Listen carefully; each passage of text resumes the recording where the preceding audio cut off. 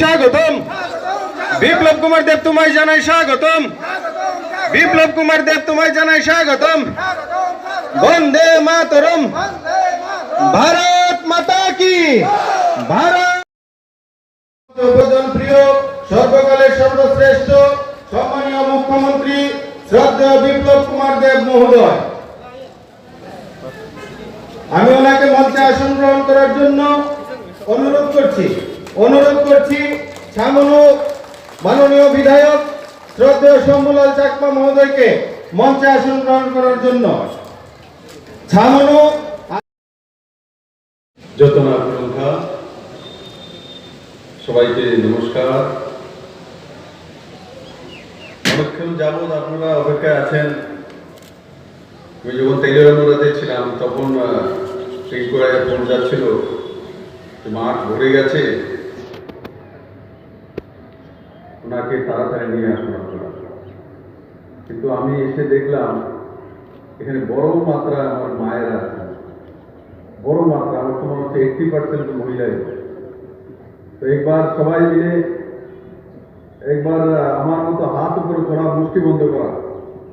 হাত যদি খোলা থাকে তো মাঝখানে সিপিএম ঢুকবে, গণমুক্তি পরিষদ ঢুকবে, তার জন্য বন্ধ করে হাত খোলা, হাত মুষ্টি বন্ধ একদম আমার মতো।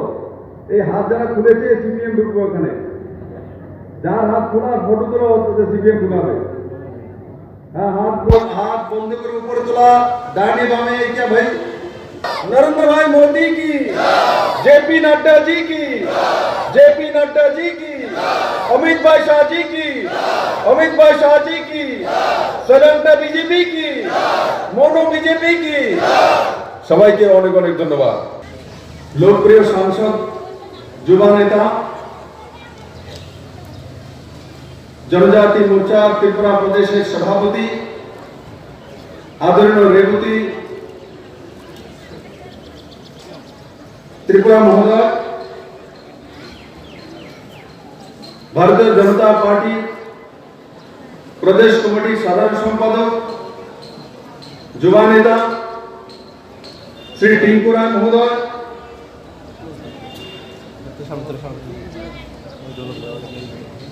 আমবাসার লোকপ্রিয় বিধায়ক এবং এই জেলা সম্মানীয় সভাপতি পরিমল দেব বর্মা মহোদয়, ছামনুর নौजवान लोकप्रिय विधायक शंभुलाल चाकमा महोदय, श्री टोटन दास स्टेट अनुसूचित जनजाति मोर्चा साधारण प्रेसिडेंट सभापति,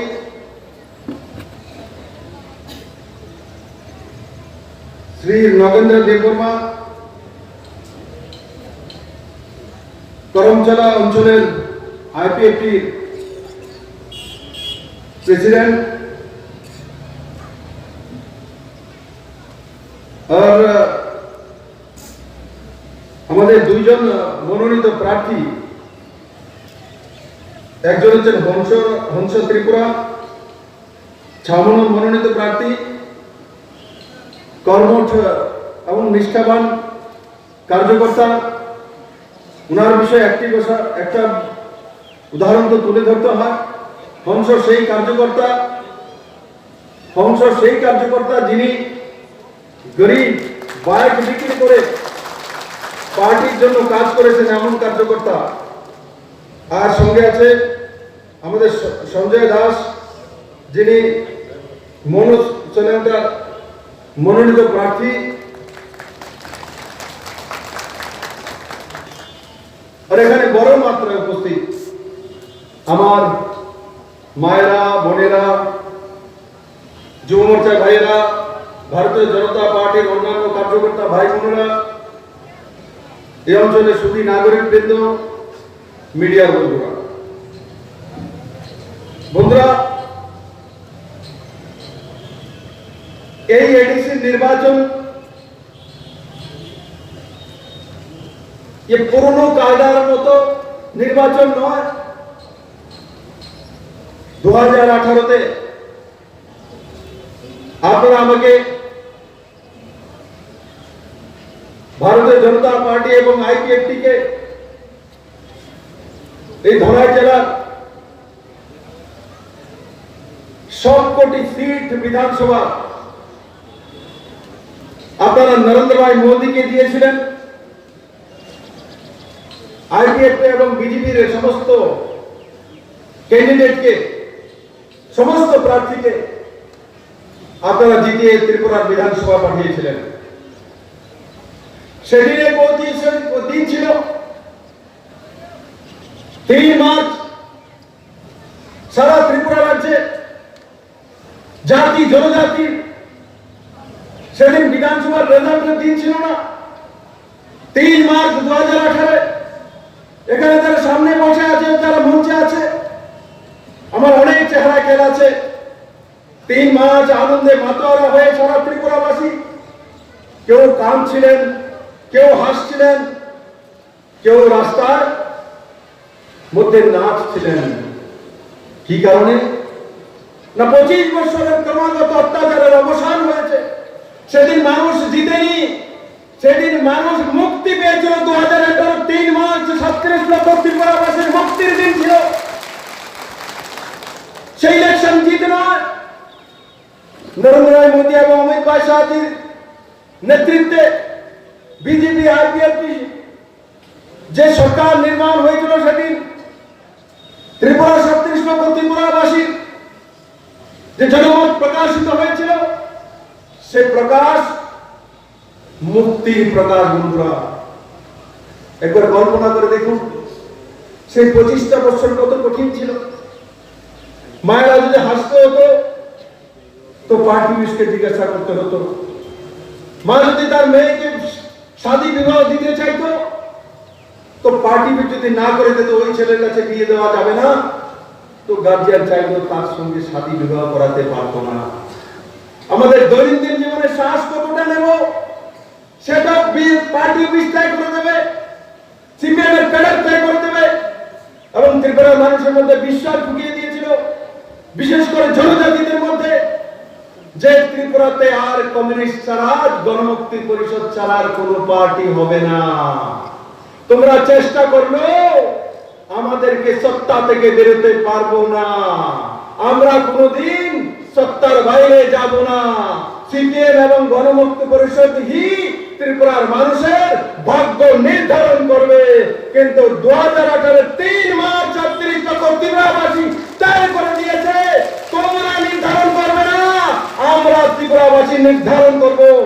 ইতিহাস তৈরি করেছে জিরো থেকে ভারতীয় জনতা পার্টি 36 এবং আইপিএফটির 8 সিট, 44 সিট নিয়ে 60 মধ্যে এক নতুন জনমুখী ইতিহাস তৈরি করার সরকার প্রস্তুত তৈরি করেছেন। আপনারা বলছেন ইতিহাস ভুলার নয়। আমি জানি না ভারতবর্ষে কোন পার্টি আর কোনদিন এই ইতিহাস তৈরি করতে পারবে কিনা। এই ইতিহাসের সাক্ষী আপনারা। আপনাদের পরবর্তী যে জেনারেশন, সে জেনারেশন বলবে আপনাদেরকে দেখে যে আমার মা সেই ভোটার, আমার বাবা সেই ভোটার, যে 25 বছরের দাসত্বের যে সরকার ছিল, কমিউনিস্টের দাসত্বের নিচে বেড়ে যাচ্ছিল ত্রিপুরা যে অন্ধকার দিন তৈরি হয়ে গেছিল, তার অবসান ঘটিয়েছে আমার মা। সেই 2018-তে অবসান ঘটিয়েছে। আপনার ছেলে যখন বড় হবে তখন দাঁড়িয়ে বলবে আমার মা, আমার বাবা, আমার কাকু, আমার ঠাকুমা, আমার পিসি তার সাক্ষী ছিল 2018-তে নরেন্দ্র ভাই মোদীর হাত ধরে আমার মা ত্রিপুরাকে মুক্তি করে দিয়েছিল। বন্ধুরা, সেই দিন ভোলা দিন না। পুরো দুনিয়া ত্রিপুরার মানুষের নাম ইয়াদ রাখে সেদিনের জন্য, যে কি করিশ্মা করে দিল। একটিও সিট নেই বিজেপি আইপিএফটির, একটিও সিট নেই। সেই জায়গায় 44 সিট জিতে এসছে। আর দাম্ভিক সেই সিপিএম যারা রুলার নিয়ে আমাদের উপরে রাজ করছিল, সেই দাম্ভিক সিপিএম কে একদিনে বিরোধী আসনে 16টা সিট দিয়ে বসিয়ে দিয়েছে। 2023-এর নির্বাচন একটিও সিট ত্রিপুরাবাসী দেবে না তাদেরকে। ত্রিপুরাতে চিরতরে বিদায় করার সংকল্প এডিসিতে নিয়ে বসে আছে। বন্ধুরা, এডিসিতে কে ছিল? এডিসিতে বিজেপি শাসন করেছিল, আমরা শাসন করেছিলাম, নরেন্দ্র ভাই মোদীর সরকার ছিল। এডিসিতে কার সরকার ছিল? লাগাতার 15 বছর কার সরকার ছিল? এখানেও এদের সরকার, রাজ্য তো এদের সরকার। কেন পরিবর্তন হয়নি? কেন এডিসির রোডগুলো 2006 থেকে ভাঙা পড়েছিল? এই তো বিভিন্ন এজেন্সিকে বিশেষ করে ধলাইয়ের রুটগুলি দিয়েছিল। কেন 2006 থেকে 2020 পর্যন্ত সেই রোডগুলি হয়নি? আমরা তো 2018 তে এসেছিলাম। 2006 থেকে 2018 পর্যন্ত কত বছর হলো? কত বছর? হ্যাঁ, কত বছর হলো বলুন তো? হ্যাঁ, কত বছর? 12 বছর না? 2006 থেকে 2018 মানে 8-4-12 বছর। এক যুগ। এডিসির মানুষ কি শুনতো? না, সেন্ট্রাল এজেন্সিকে দিয়ে দিয়েছি, পিওসি কে দিয়ে দিয়েছি, এনবিসিসি কে দিয়ে দিয়েছি, এইচএসসিএল কে দিয়ে দিয়েছি, তার জন্য রোড ঠিক হচ্ছে না, আমরা পয়সা দিয়ে দিয়েছি। 368 কোটি টাকা এই বিশেষ করে ধলাইয়ের 68টি রোড নতুন করে তৈরি করার জন্য ত্রিপুরার এই বিজেপি আইপিএফটি সরকার, যারা 12 বছর যাবৎ করছিল না, বাহানা করে বিজেপি আইপিএফটি সরকার আসার পর আমরা সেন্ট্রালের উপরে নির্ভর হইনি, স্টেটের বাজেট থেকে টাকা বের করে 368 কোটি টাকা খরচা করে তার মেইনটেনেন্স এবং নতুন করে রোড করা, আর তার সঙ্গে সঙ্গে পেপার ব্লকের মাধ্যমে আইনে দাঁড়িয়ে গিয়েছিল। আর তার পরিণাম আজকে আপনার সামনে আপনাদের ছেলে বিপ্লব দেব দাঁড়িয়ে আছে। আমি কোনো বড় ব্যক্তি নেই বন্ধু, আমাকে কেউ চিনতো না, জানতো না, কেউ চিনতো না, জানতো না। 2015 থেকে কাজ করা শুরু করেছিলাম আপনাদের মাধ্যমে, আপনাদের দ্বারা। আপনারা আমাকে মুখ্যমন্ত্রী বানিয়েছেন, দল আমাকে নেতা বানিয়েছে। আপনাদের দ্বারা আমি বনমালীপুর, যেখানে আমি কোনোদিন যাইনি, সেই জায়গা থেকে আমাকে এমএলএ বানানো হয়েছে, রেকর্ড বোর্ডে জিতিয়েছে। 2018 নির্বাচন, আমি বারবার বলি, সেটা সাধারণ নির্বাচন ছিল না বন্ধুরা। কেউ কোনোদিন কল্পনা করেনি সমস্ত ক্যান্ডিডেট যারাই জিতেছে, কেউ 6000, কেউ 7000, কেউ 8000, কেউ 9000, কেউ 26000, কেউ 16000, কেউ 12000, এত ভোটের ডিফারেন্সে জিতেছে বন্ধু। ত্রিপুরাতে এত ভোটের ডিফারেন্সে জিতা ইলেকশন আমার মনে হয় না বিগত 40 বছরের ইতিহাসে আছে ত্রিপুরার ইতিহাসে বন্ধুরা।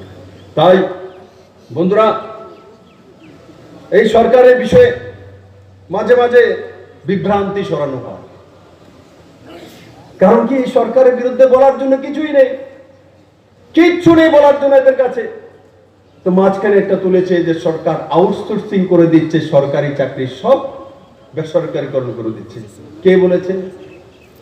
কেউ কইছে না, ভূতে কইছে। কারণ এখন মানুষের কম লাগে, তারা ভূতের কথা শুনে, ভূতের কথা শুনে আউটসোর্সিং করে নেয়। আরে কাহে করে, কে করেছে? এবার আপনার সামনে আমি তুলে ধরবো তাদের কাজের বহর।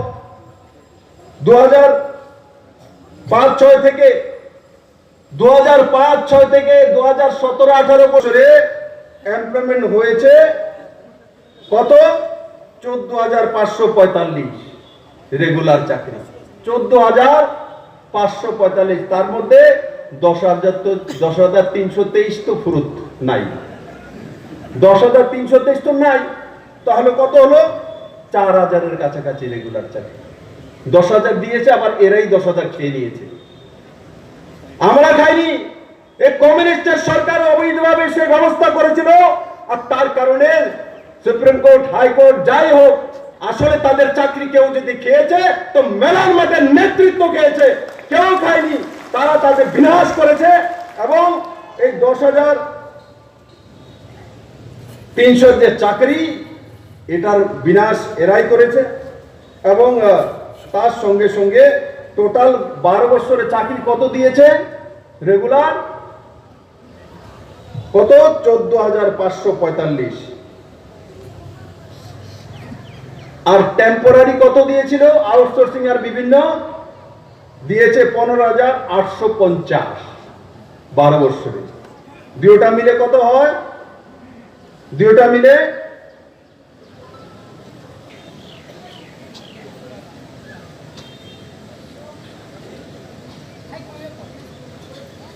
প্রায় 31,000-এর কাছাকাছি, দুটোটা মিলে ভারতীয় জনতা পার্টির সরকার এসছে কতদিন হয়েছে? 3 বছর হয়েছে। 3 বছরে চাকরি কত দিয়েছে? 3 বছরে ভারতীয় জনতা পার্টি এবং আইপিএফটি সরকার আসার পর 3 বছরে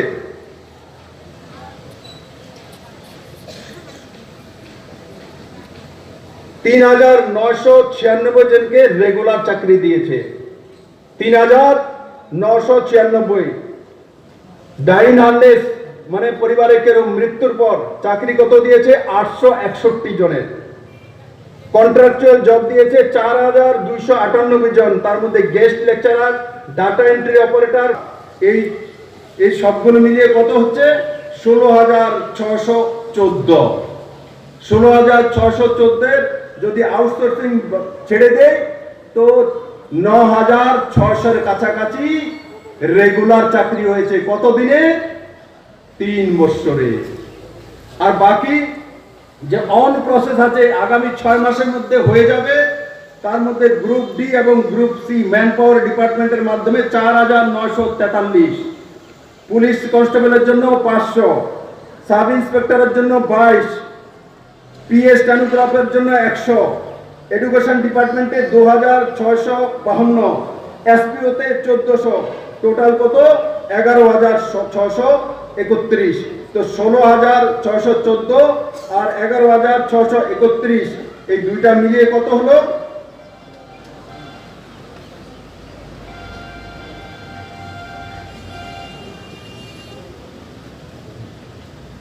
দুইটা মিলিয়ে রেগুলার চাকরি হচ্ছে ত্রিপুরাতে 3 বছরে 20,000-এর কাছাকাছি। 20,000-এর কাছাকাছি।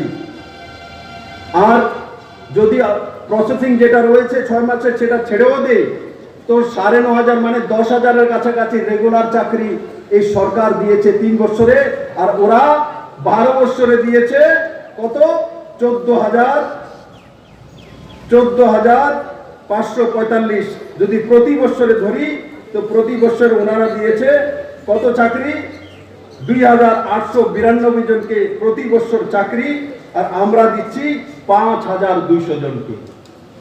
5,200 জনকে প্রতি বছর। কোথায় 5,200 আর কোথায় 2,000? 2,500-এর কাছাকাছি। তাই বন্ধুরা, এই সরকার সমস্তগুলি নিয়ে আউটসোর্সিং এবং সেলফ এমপ্লয়মেন্ট এই সবগুলো নিয়ে যদি সরকার দিয়েছে তো তাতে টোটাল 1,02,700 জনের কোনো না কোনোভাবে ত্রিপুরাতে রোজগারের ব্যবস্থা করেছে 3 বছরের মধ্যে। 1,02,002 জনের রোজগারের ব্যবস্থা করেছে। তার মধ্যে রয়েছে সেলফ এমপ্লয়মেন্টে আছে 7,004, employment generation under industry and commerce department তার মধ্যে আছে 30,896 এবং এমপ্লয়মেন্ট জেনারেশন আন্ডার এমএসএমই ছোট শিল্পায়নের মাধ্যমে আছে 24,033 জন এবং ডেটা স্কিল ডেভেলপমেন্টের মাধ্যমে ট্রেনিং হয়েছে তাদের হয়েছে 8,929 জনের এবং যেটা টিআরএলএম এর মাধ্যমে হয়েছে 1,829 জন এবং জব ফেয়ারের মাধ্যমে 1,071 জন। আর তার সঙ্গে 16,614, 11,631, এই 8,245 যদি অ্যাড করি তখন গিয়ে দাঁড়ায় সেটা 1,02,007 জনের চাকরির ব্যবস্থায় সরকার করেছে সরকারিভাবে, আউটসোর্সিং এর মাধ্যমে এবং জব ক্রিয়েটরের মাধ্যমে। তাই বন্ধুরা, এই সরকার এক নতুন গতি নিয়ে কাজ করছে।